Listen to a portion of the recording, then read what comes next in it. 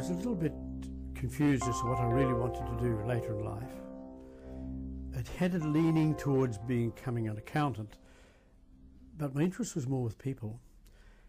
And being a very interested rugby player, or committed rugby player, I sustained some injuries and had occasion to visit the local physiotherapist in the town that I lived. This in turn encouraged my interest even further. And having then spoken to this man at length, I had a change in thought process and applied to be accepted into the School of Physiotherapy in Dunedin. The interview process was a little bit daunting, and I remember meeting with a lady called Glenn Park, who was a very well-known physiotherapist in the New Zealand education and administration area, I suppose, more. And her interview, which was in depth, and I dare say this was, I suppose, because the preponderance of those accepted into the school at the time were females, and they only take a limited number of males, and so she was determined to ensure that she attracted the best candidates. And I can well remember that when sitting down in the course of the interview, she asked me whether I'd had many skills apart from outside of playing sport. And I said yes, I was playing the piano at the time. And so the first thing she did was then pick up both my hands and have a look at those. Well, you know, I don't have very long fingers, but they must have been adequately cleaned and presentable to encourage her to put my name forward.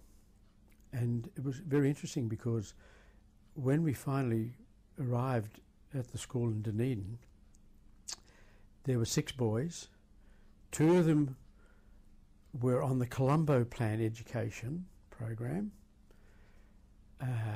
1 student was repeating from the previous year, and so there were really only 3 males selected as newcomers to the program from within New Zealand, that is,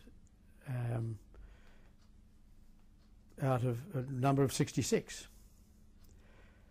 Well, as you can imagine, for a young man of 18 years coming to a classroom with 60 ladies, or young ladies, and just a mere smattering of male figures, it was very daunting.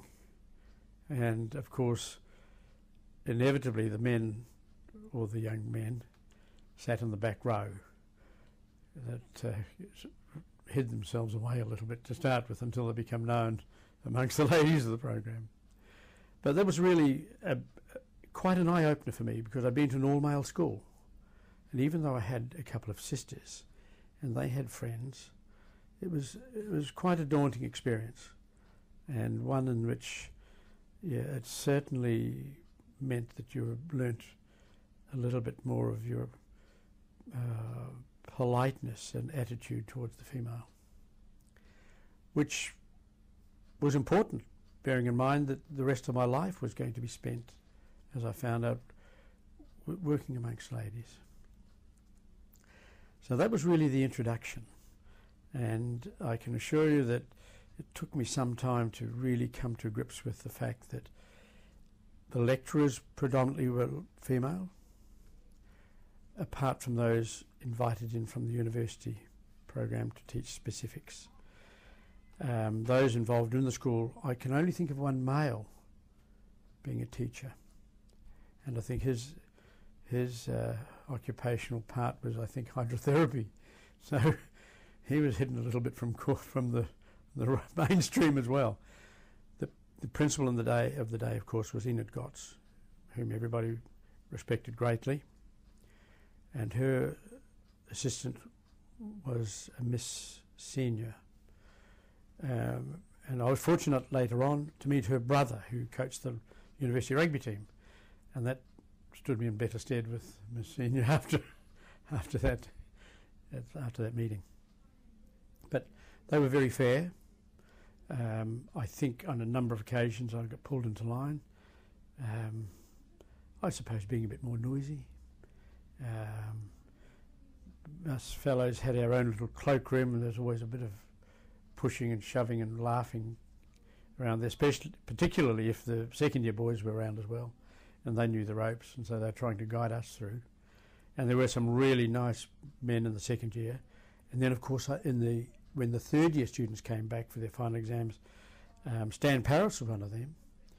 And, you know, we learnt a lot from the older fellows who were involved in the program.